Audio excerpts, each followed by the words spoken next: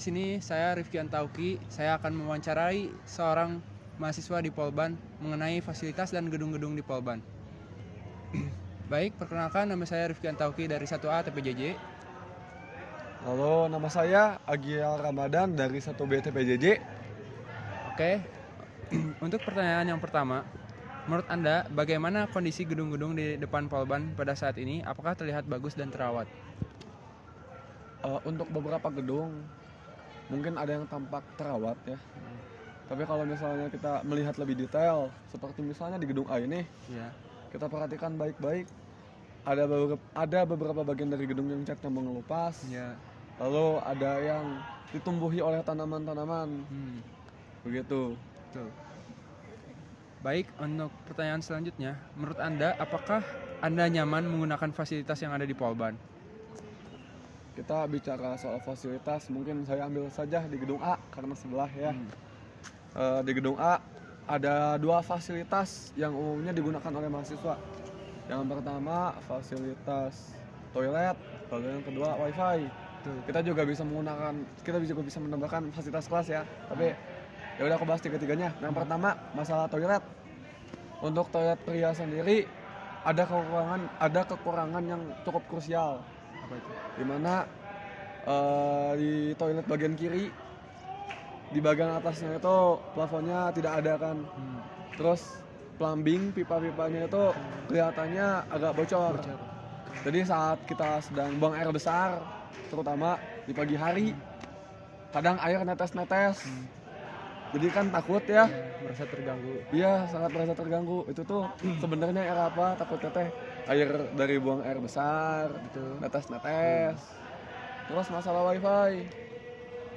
Saya pikir masalah wifi sebenarnya cukup krusial karena di era digital ini tentu mahasiswa kerap kali atau bahkan mungkin di setiap matkul menggunakan internet.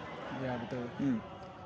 Maka dengan itu wifi itu sangat penting, terutama di daerah Polban yang jauh dari perkotaan. Sehingga kalau misalnya kita pakai data pribadi sangat sulit untuk menangkap sinyal. Betul.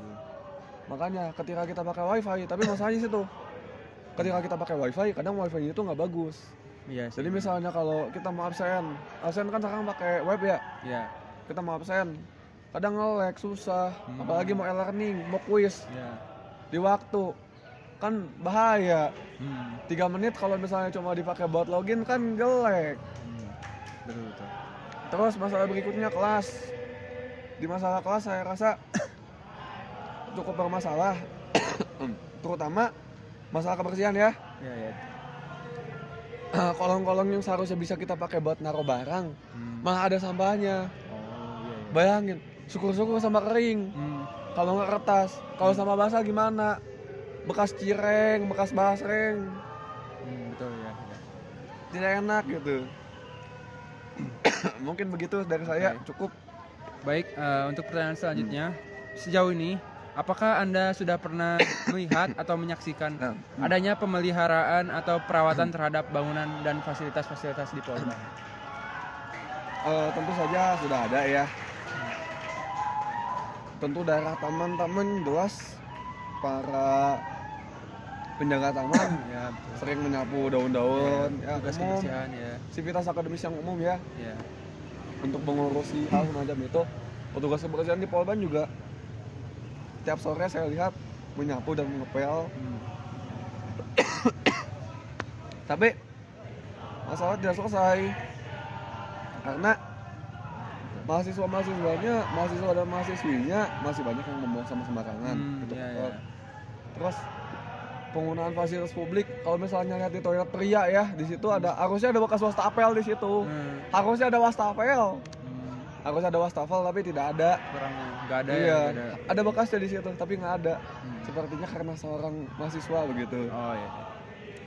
Baik, buat pertanyaan selanjutnya, menurut Anda siapakah yang seharusnya bertanggung jawab dalam pemeliharaan gedung dan fasilitas di Polban ini? Tentu ya kalau misalnya kita mikir, ya kan kita udah bayar ya, di Polban kan masuk ada UKT-nya kan. Ya, UKT ya. Ya, tapi sebagai manusia yang beradab dan sebagai masyarakat yang tinggal di Indonesia yang menganut Pancasila, Saya pikir tanggung jawab dari masing-masing pribadi juga penting. Bahkan negara-negara yang ngomongin Pancasila aja bisa lebih menjaga fasilitas publik. Apalagi kan di Polban. Iya, betul. Kan kita tuh diajarkan untuk menganut Pancasila. Oh, iya. Maka harusnya yang bisa merawat dan bertanggung jawab terhadap fasilitas yang ada di Polban itu semua sivitas akademika. Aktivitas akademika ya. Iya, tidak hanya petugas saja. Harusnya mahasiswa, mahasiswi dan dosen. Oh, iya. Gitu. Berarti menurut Anda ini tuh ada kaitannya dengan sila ketiga Pancasila, yaitu Persatuan Indonesia. Tentu saja. Oke. Karena kan tanggung jawab untuk menjaga semuanya tuh dari publik untuk publik. Oke, siap. Gitu.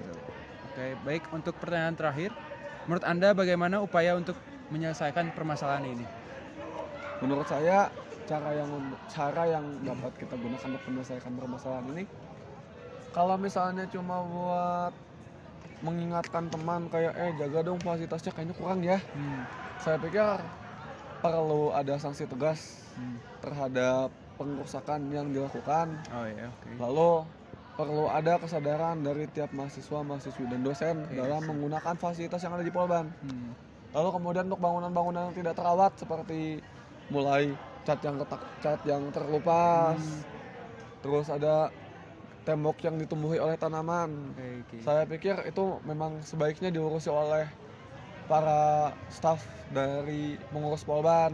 Karena saya pikir mahasiswa tidak mungkin memanjat gedung lalu mengambil atau membersihkan tanaman-tanaman yang ada di sana gitu. Ya, bisa. Baik, itu sekian dari wawancara saya dan Agil.